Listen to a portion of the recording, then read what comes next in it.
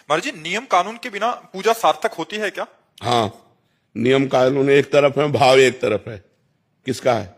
हाँ, भाव एक तरफ है। अगर भाव में भर करके नियम कानून का खंडन भी होता है तो उससे कोई फर्क नहीं पड़ता। जैसे श्री कर्मा बाई थी, उन्होंने विचार किया कि जगन्नाथ जी को दिन में तो खूब भोग लगता है, लेकिन जब रात में पट बंद हो जाते हैं तो उनको भूख लगती होगी। उन्होंने अपने भाव से विचारा, तो 3 बजे तड़के उठकर बिना नहाए धोए सबसे पहले खिचड़ी बनाई और जगन्नाथ जी को रो के पुकारती, तो जगन्नाथ जी आने लगे, उनकी गोद में बैठ जाते और वो पूरी खिचड़ी पवाते।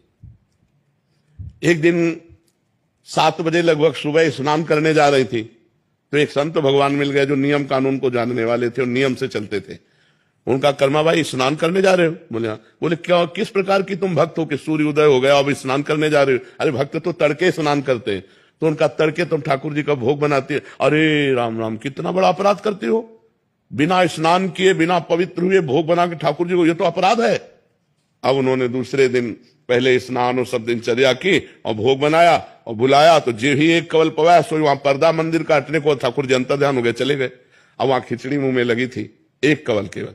तो जगन्नाथ जी के पार्षदों ने पूछा कि जय जय, अभी तो भोग पधराया नहीं, ये मुख में भोग कैसे? अरे बोले, कर्मा बाई और नियम वाले के चक्कर में पड़ गई है, तो एक ही कवल में पाओ। कर्मा बाई से कह दो, मैं नियमों से प्रसन्न नहीं होता, मैं प्रेम से प्रसन्न होता हूं, मैं प्रेम से अधीन होता हूं। तो जब कभी भाव से भक्त पवाता है तो भगवान पाते हैं, नियमों के अनुसार नहीं। नियमावली तो प्रेम प्राप्ति के लिए है और प्रेम को भगवान स्वीकार करते हैं। भाव का भूखा हूं मैं, ना कि नियम का भूखा हूं मैं।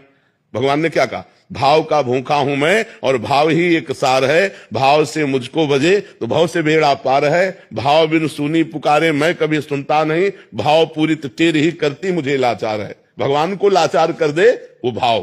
तो भाव की प्राप्ति होती है जब संयम नियम पूर्वक भजन करता चला जाए, लेकिन सेवा में प्रधानता भाव की होनी चाहिए, नियम की नहीं। इसके बाद ये चढ़ना, इसके बाद ये चढ़ना, एक नियम की तरह पूरा हो गया, भाव तुम्हारा बना नहीं। अगर खूब उत्साह है अंदर, जैसे अपने छोटे लाडले बच्चे को पवाना है, रोटी दाल सब्जी खीर पुआ जो भी बनाए और बड़े भाव से गए तो भगवान उससे प्राप्त पाते हैं। बोले, भगवान कहते हैं पत्रम पुष्पम फलम तोयम ये में भक्ता प्रेक्षति।